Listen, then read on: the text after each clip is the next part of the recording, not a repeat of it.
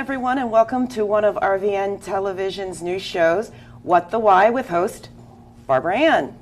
If you're joining us for the first time, our show features conversations with diverse leaders from all walks of life about why they do what they do and how they figured out it's what they needed to do in life. Are you looking for something different in your life or your career? Are you sick and tired of feeling sick and tired? Do you feel stuck and want to learn how to get unstuck? All of our guests have something in common with you. They felt that way at some point in their lives. So whether you sought us out or found us whether you sought us out or found us by accident, you know, kind of like the accident I just made with my speech, there is no such thing as accidents. This show is for you, and thank you very much for joining us. Today our guest is Reverend Chris Collins. He's the CEO and editor-in-chief of the Anointed News Journal and the recently elected councilman for the city of Camden, New Jersey's 2nd Ward.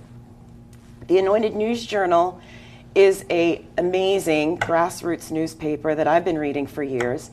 It promotes positive press as well as people's interest stories. The paper has over 180,000 readers weekly and offers cost-effective advertising for any of you small businesses who might be looking for a place to advertise in the Philadelphia metro area. As a positive voice of Camden, the Anointed News Journal has experienced a 200% growth in its distribution since January of 2016 as people went seeking positive news and not negative news. And it's the fastest growing and most read newspaper in the metropolitan Philadelphia area. As if that was not enough, after many years of being an essential voice for the community as a resident as well as for businesses, Chris was appointed to an open seat on Camden City Council to fill the vacated 2nd Ward seat as there were changes in leadership. And then he went on to win that seat by election in 2021. Chris holds a master's degree in theology and theological studies, as well as marketing and public relations. He also has numerous certificate program completion in marketing management, project management, human resource management, budgeting, fiscal control, you name it. So without further ado, please welcome Councilman Chris Collins. Well, thank you, Barbara Ann. I am honored to be here on your show, What the Why? And thanks again for inviting me here. I'm excited. I'm excited that you were able to take your time out of your crazy schedule to be able to come on the show. Well, the schedule do get crazy, but I consider you to be a great friend, and I appreciate what you have done for us in the city of Camden when you were working with the SBA and, helping us, helping all the small business owners in the city. You were definitely a jewel to us, and you were part of the fabric that helped the city of Camden grow to where it is today. Thank you. That means a lot to me after, we'll just say, more than 2 decades of working in the city of Camden. Mm-hmm. So, but we're here to hear about you. All right. So, one of the signature questions that I ask all our guests is, you're doing a lot, but I don't imagine that you've planned on doing all of that.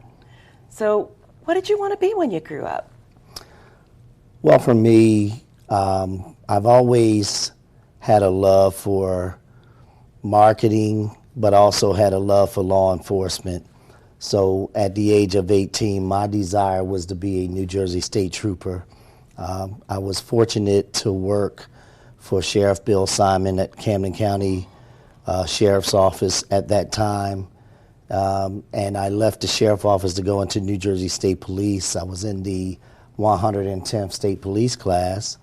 Unfortunately, every phase of the academy, you had to qualify. And at that time, I scored a 69 on my criminal law exam, and you had to qualify with a 70. So New Jersey State Police kicked me out the academy, and they made me start all over again from Jump Street. And I came back in the 113th State Police class. And unfortunately, we had a change in government at that time. I believe Governor Florio was out. Mm-hmm. Governor Christie Todd Whitman was coming in. and New Jersey put a freeze on all state jobs, which lasted over 3 years. So for 3 years, New Jersey State Police controlled my life. I couldn't do anything but stay out of trouble and wait for the call to report to work. And unfortunately, again, when the governor lifted the freeze, instead of allowing our class to come to work, they made us start all over again. And going through the process at that time, my particular investigator, who did not necessarily look like me, felt that I had a little too much going on in my personal life to concentrate on the job of a New Jersey State Trooper. So at that point, I knew that I wasn't going to be a trooper, and it was time to move on. And I met a gentleman who gave me the opportunity during that 3-year period to just work with him in the newspaper industry and learn the paper. Had no desire to do a newspaper whatsoever. I was just selling advertisements because I was good at marketing. And a gentleman looked at me one day and he said, "You can never do as a police officer the things you can do owning your own newspaper." And that was the conversation that started the road to where I am today. Wow. See, I had no idea about your police dreams and work and all of that. And that was the goal. I wanted to wear that electric uniform, and the dream at that time was to stand at Camden High School, Woodrow Wilson football game in that pretty electric uniform and represent my community as a New Jersey State Trooper. You know, and I'm not going to say unfortunately anymore, because it was very fortunate that I had those bumps in the road back then, because that's what gave birth to the vision for The Anointed. Okay. So The Anointed Journal, let's talk about that, because you have a very specific mission around why you do what you do. Sure. Well, let me first say that the Anointed News Journal does not represent any particular faith or any particular religious institution. It's called Anointed because I believe that God gave me the vision, and he anointed these hands to learn the business, to master it, and even to teach it. English wasn't my favorite subject. I struggled in English in school. If anyone would have, had you came to Camden High School back in 1986, you may have said, "Hey, Chris Collins, which one of these students would most likely succeed as a journalist?" And I probably would pick a whole lot before me. But God, I believe, anointed these hands, and he taught me the camera, how to operate the camera. He taught me the computer, and a creative writing style that I would put my style of writing up against any journalist around the world.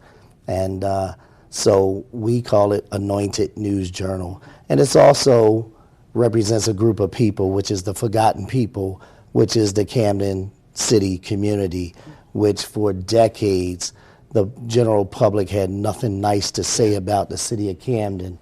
We find great stories and great people to write about. And in 28 years of doing this newspaper, I still have not run out of great things to write about the great people in the great city of Camden. Yeah, and you did. I mean, I used to say all the time, back at the time that you started the paper, that, you know, Camden got a lot of negative coverage.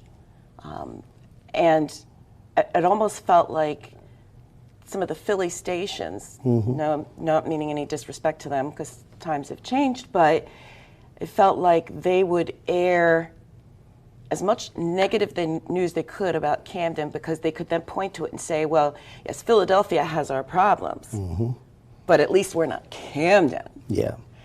And it's just the opposite now. Now you will hear those same media stations say, Philadelphia need to take a look at Camden and see what Camden has done to turn it around.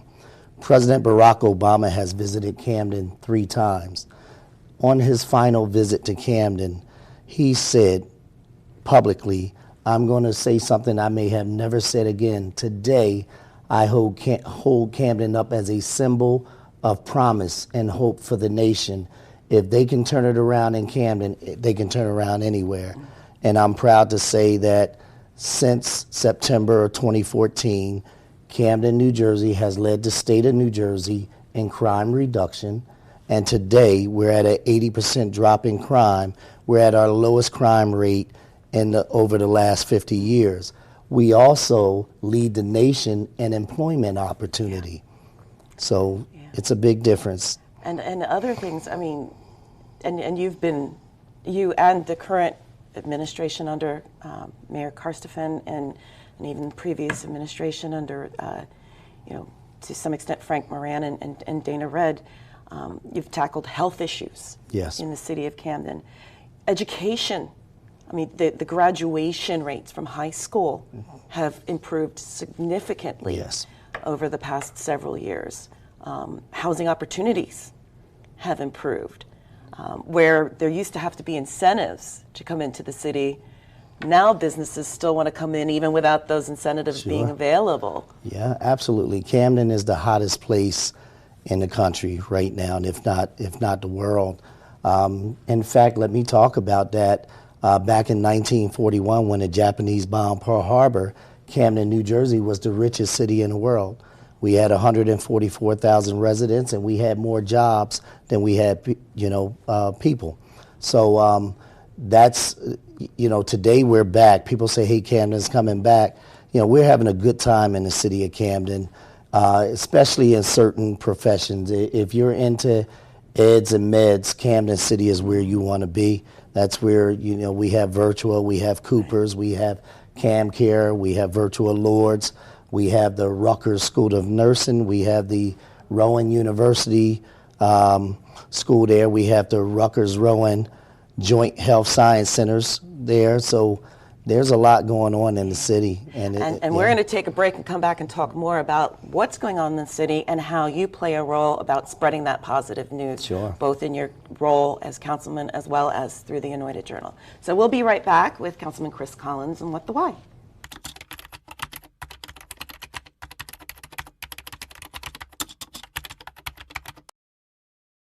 Welcome back to What the Why, and our guest today is Chris Collins, also known as Councilman Chris Collins, also known as Reverend Chris Collins. And he was just telling us before the break about some of the many positive things that have happened in Camden. Sure. And let me elaborate on that. Historically, or I would say traditionally, if something happened in the city of Camden, as Camden County Sheriff Whit Wilson always say, if a dog bites a man, it's no big story. But if a man bites a dog, that's headline news. So if something happened in Camden, they'll say, hey, a Camden man did this, a Camden man did that. But when something happens in the county, they're not going to say a Cherry Hill rabbi murdered his wife. They'll say a Camden County, so they're not going to say a Cherry Hill swim instructor. They'll say a Camden County. So that's always been a play on words, and the public always hear that word Camden, and they think that it's Camden City. That's not Camden City. We have quite a bit, I think about 37 municipalities in Camden County, and Camden City is just one of them. So where it gets interesting is because they couldn't do that in 2020 during the summer of George Floyd. Yes. Where cities throughout the country had issues with rioting and looting. But the residents of Camden and the Camden Community Police marched arm in arm together. Yes, we did. In support of racial and economic justice. Yep. The most dangerous city in the world that they called us showed the nation and the world, because I got phone calls from Germany, I got phone calls from around the world. We stood together in solidarity. We had our Chief Joe Wasaki, myself, some local organizers. We walked in unity, and it's amazing because I remember going down to the Camden waterfront. A very peaceful calm was over the city of Camden. But yet, if you looked across that river, you saw all the maybe 5 news choppers in the air circling Philadelphia. Philadelphia was under fire. But yet in beautiful downtown Camden, it was extremely quiet and peaceful.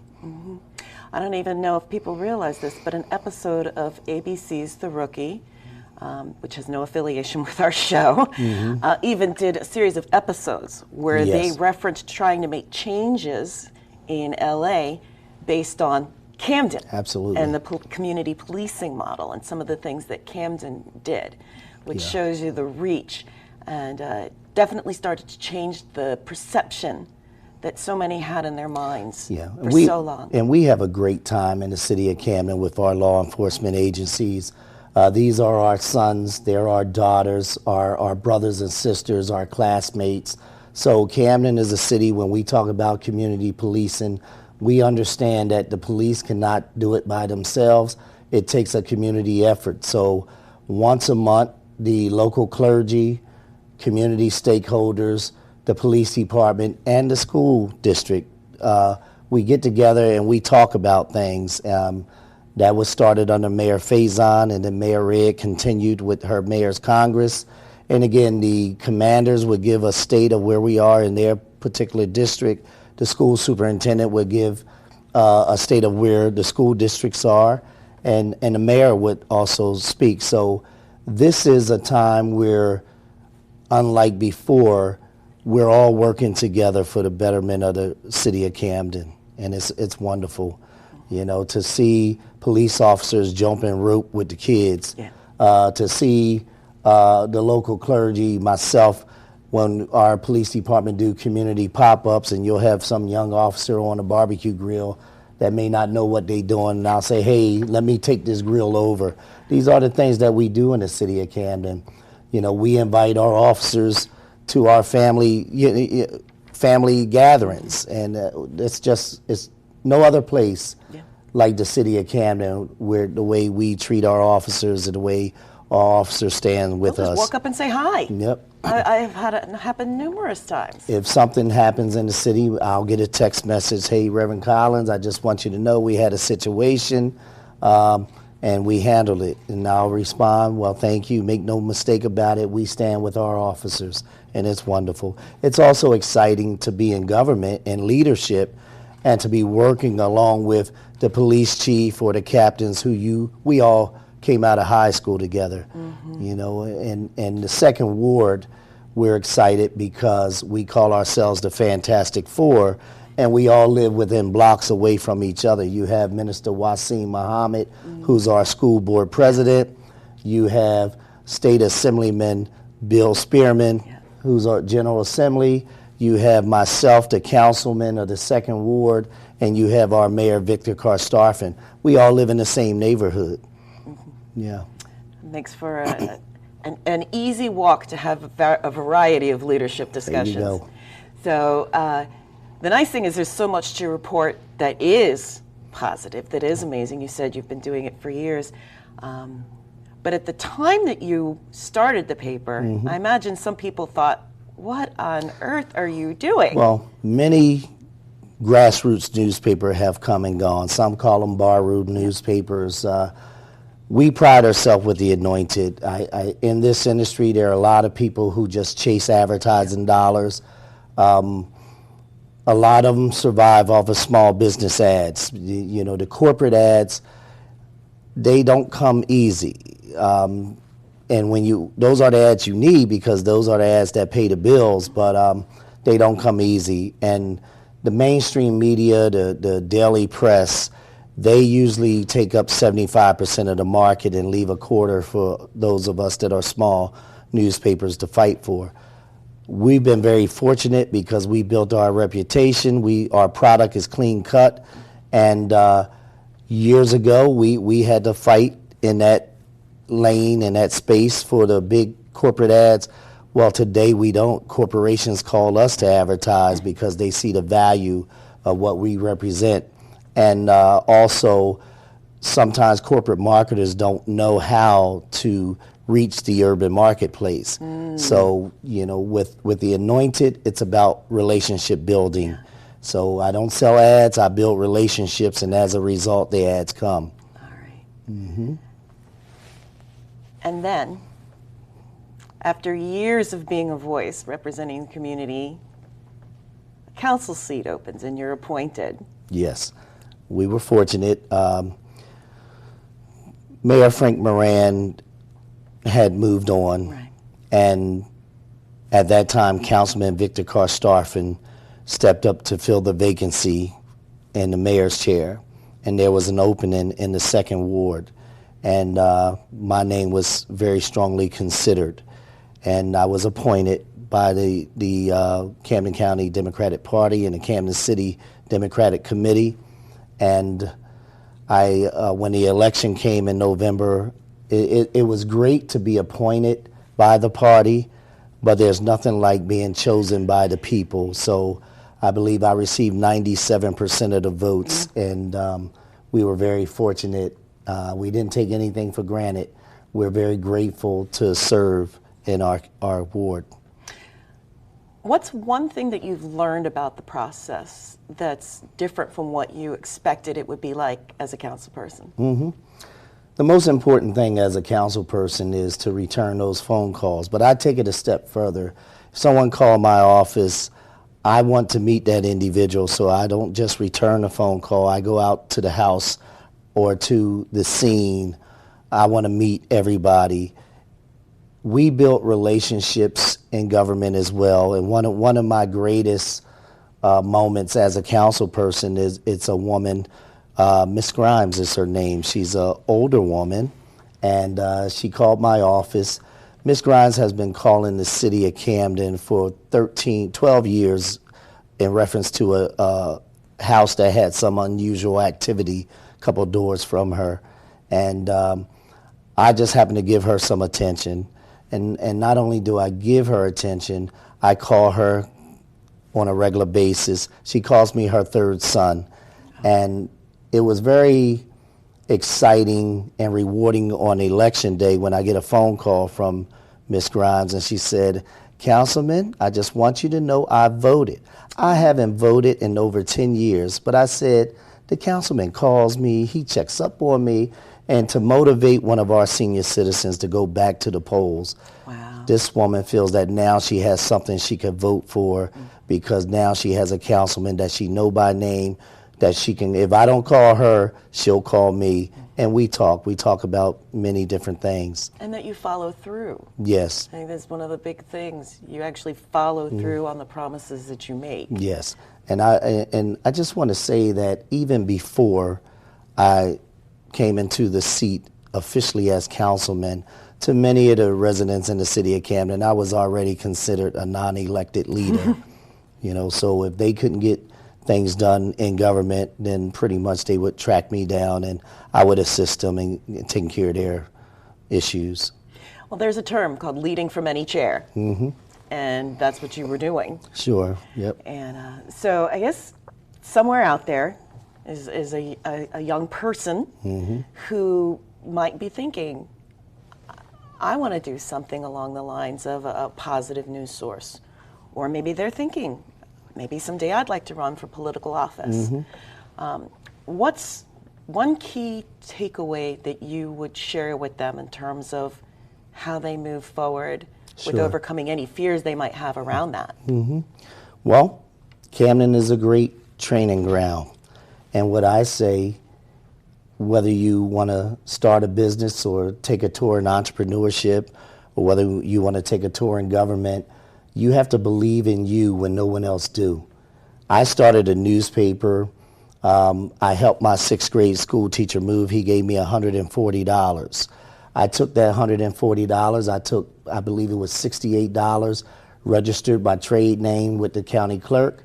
I took $29 and got me a P.O. box because I couldn't afford office.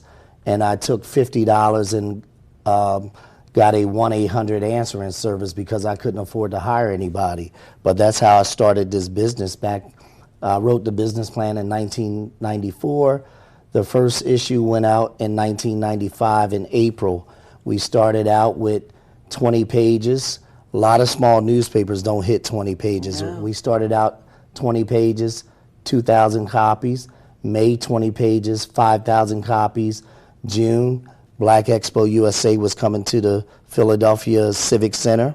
We got an opportunity to become a media sponsor.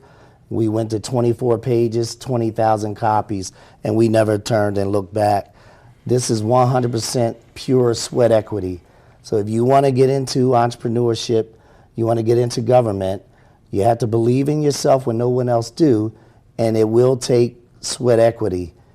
You know, for me, I got my butt kicked literally in business for 15 years before I turned the corner. Today is a different story. We have no struggle. You know, we're just here to serve. 28 years, almost 200,000 regular readers. Almost 200,000 regular readers. That's in print. Yeah. And with the online,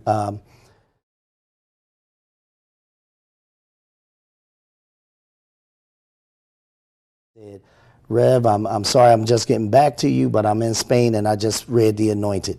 That was exciting. Somebody read The Anointed in Spain. Wow.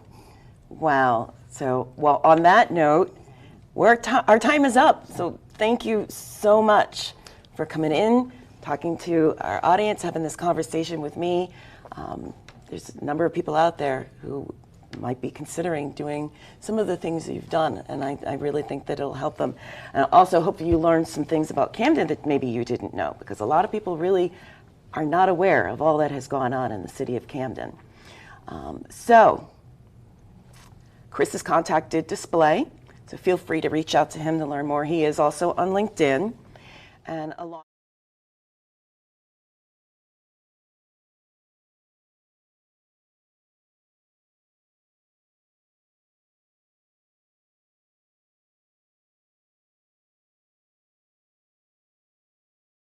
work. He owns his own family therapy practice. Mental health is a big thing these days. In addition to that, though, he describes himself as a storyteller extraordinaire. So you have to tune in to find out what he means by that. The week after that, we'll be joined by Luis de la Hoz. He's the first vice president and regional director of community lending with Valley Bank and chairman of the board of directors of the statewide Hispanic Chamber of Commerce. You really don't want to miss out on what either of these two gentlemen have to say. As a reminder, What the Why airs on Tuesdays and Thursdays at 1 p.m. and again on Mondays at 3:30 p.m. and is also available on demand through RVN Television and Roku. So whether you're looking to make changes in your life or career, big or small, please join us again for more inspirational and informative conversations with people like Chris, who wanted to make changes and overcame any fears and obstacles they might have had in their path to find their purpose and live it.